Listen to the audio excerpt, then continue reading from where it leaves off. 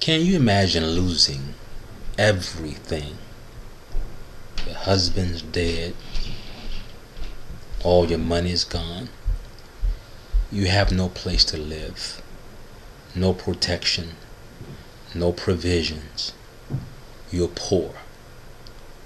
And can you imagine, coupled with that, being an outsider? Can you imagine the oppression, the depression that you could easily slip into? And what about all the tears that you've shed? This brings me to a story about this awesome woman called Ruth. This woman named Ruth in the Bible, what I call, had a divine assignment and was divinely connected. She followed her mother-in-law, and they both ended up in Bethlehem. Well, just think about all the things that I mentioned and all the things that she's gone through. But then she says to her mother-in-law, I gotta go to work. In other words, they were both poor. They didn't have anything. And so, Naomi told her, okay, go ahead on. So she went to glean in the field.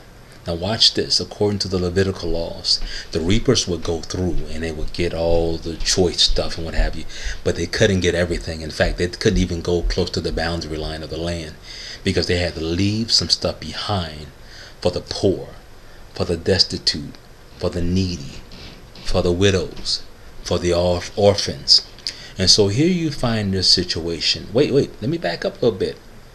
While you're imagining, also imagine that this woman was married and did not have not one child.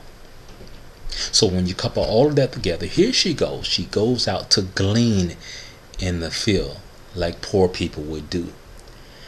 But now what I love about Ruth is, according to the text, nothing indicates that she wore her situation on her face. And listen, I'm saying that because some of you that are watching this video, you wear your circumstance and your situation on your face.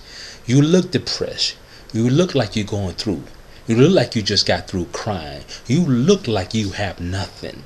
In other words, Boaz, when he showed up, the owner of the field, a very stately man, a very gentlemanlike man, a man of valor, a man of honor, and he saw this woman and he said, who is that damsel? I can guarantee you that he did not see a depressed, woe look at me type of woman or somebody who's like, you better not talk to me. He did not see that. He saw someone with hope. He saw something different in her. He saw the potential of a wife. So Boaz wasn't looking for a thought. He wasn't looking for someone just to hang out with. He wasn't looking for a girlfriend. No, not at this point of his life. No, Boaz wanted a wife. For whosoever findeth a wife, not a girlfriend, whosoever find a wife findeth a good thing and obtain favor. See, favor of the Lord. This is where I'm going. That God strategically, through divine connections, ordered her steps, that she will be in the right place at the right time to be discovered. And guess what else about her? She wasn't a lazy person. She was working to make sure that ends were met. But then God had another plan. See, whatever you're doing, ladies, listen to me. Whatever you're doing, whether you're sweeping the floor, whether you're feeding the homeless, whatever you might be doing, you keep on doing it. God has a way of hiding us for a season. But at the right season and at the right time, God will pull the scales off of that man, off of that Boaz, and he will see you and he will say, who is that damsel? So I say to you today, I want to encourage you not to give up. Don't throw in the white towel of surrender. Don't quit. I don't care if it's been 5 years.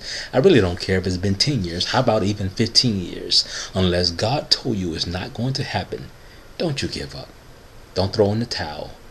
Whatever you're going through and whatever season you're in, I trust that strategically God is moving you into position. And at the right time, he's going to honor your desire. He's going to honor your request with your Boaz. And he will see you wherever you are in obscurity. And he'll be like, who is that damsel? Be encouraged and keep your head up, my sisters.